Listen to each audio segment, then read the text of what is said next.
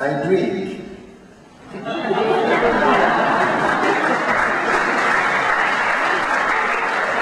But I don't drink alcohol, but I drink.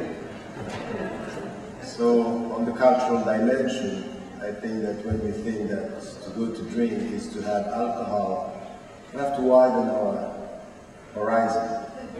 It's not only tea, it could be anything else.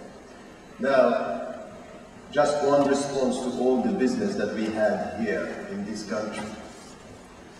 I don't want to waste my time with always the same people coming with the same allegations, with no evidences, and repeating and repeating and repeating accusations I have already answered to. These people, they don't want dialogue. These people, they don't want true discussion. They just want to shed suspicion on some of the intellectuals, but they don't want us to come to something which is a better understanding. So we may disagree. I'm ready to answer to all the true and sincere questions. But with some people who are presenting themselves as journalists, while they are in fact ideologists of the neocon in Italy, I don't have time to waste. I'm sorry to say, and the starting point will be a true discussion, and all this controversy is something which is, I'm far beyond this, not willing to waste my time with people who are here to destroy and not to build. And to tell you the truth, these people are far more dangerous for the future of our democratic society than any kind of people ready to discuss. The people who are shedding suspicions on people before the dialogue are more dangerous than people ready to debate and ready to have a critical discussion. That's my answer, and this will be my only answer. Grazie professore. La cosa curiosa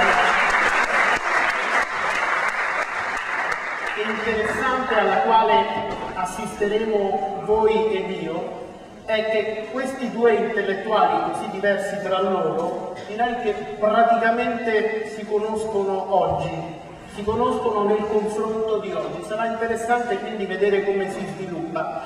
Siccome ho cominciato con una domanda a Qureshi, vorrei adesso chiedere al professor Ramadan. Io non so se lei ha visto un film che molti di noi hanno visto, ed era My Beautiful Andrea, che gode della sceneggiatura di Qureshi, ed è una storia che lui ha concepito, ed è una storia in cui si parla di omosessualità e di gay. Io chiederei a lei, manderebbe i suoi figli a vedere un film come My Beautiful Andret, oppure come Il Buddha delle periferie, Black Heaven, che sono tutti lavori fatti da Qureshi, oppure c'è un limite che secondo lei non va superato riguardo a questi che sono i temi scontati, alcuni dei temi scontati? Look, as to my own, I was born and raised in Europe, and I'm a European by culture, a Muslim by religion. The only thing which I understand as a Muslim, but also as a human being, is as to your kids, as to your sons and daughters, what you have to give them is the tools to be free. And the best tool to be free is knowledge and education.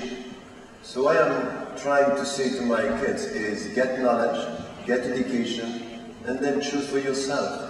I'm not going to tell them don't go to see this, don't do this, don't do. Yes, at the beginning when they are very small, I'm just directing them towards something which is education, knowledge, and freedom. And then if they have to understand, this universe of, homosexuality, to say no, it doesn't exist is wrong. To say no, don't look at this is wrong. Study, know who you are, and decide for yourself. You are a Muslim if you want. If you decide tomorrow not to be a Muslim, is not in my hands. The only thing which is in my hand to give you what you need to be free, education and knowledge. Lei è soddisfatto da questa... Vorrei sapere che ne pensa lei della risposta del professor Ramadan. I wouldn't spend my children to see My Beautiful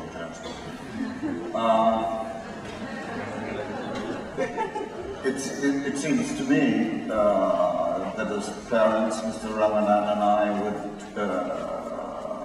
probably disagree about this, actually. Mr. Ramadan is clearly in favour of freedom. I am all in favour of prohibition. It seems to me that as a parent, one of our jobs is also to explain to our children what it is we prohibit, what it is that we don't like about the world, the things that we think that our children should keep away from. And it seems to me that it's these issues, particularly the issue of prohibition, particularly the issue of morality, and where the lines of authority are to be set, that it seems to me that we should be discussing, because of course without prohibition there is psychosis, there is madness. No parent would ever allow a child to do or say anything they want to. What we are discussing here is where we think the lines should be, and it's these lines of authority, I think, which are very important, which are to do with free speech, to do with feminism, to do with homosexuality, to do with abortion, to do with all the issues that concern us today, that we should be thinking about, and where we think the lines of prohibition should be drawn. There is no society without prohibition. There is no child without prohibition. If I may say something, we are not talking about the same thing. The question was, if they were to go to watch a film, I would say to watch a film is before going to watch a film, to give them the knowledge and the knowledge and the understanding, and then they decide if they want to watch the film, which has nothing to do with what you are talking about. You are talking and saying that there are limits. I totally agree with this. I won't be the kind of father saying, wow, freedom is freedom, do whatever you want. No, its limits are there to understand which are the limits. But at the end of the day, at one point of the education of your kids, at one point, it's not of your business, it's their business. The only thing that you have to do before, give them the limits, yes, but with the understanding and the knowledge.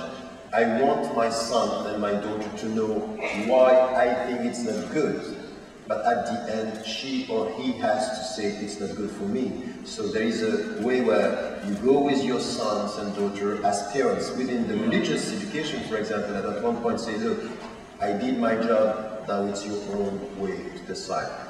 It doesn't mean that we disagree, we are talking on two different things.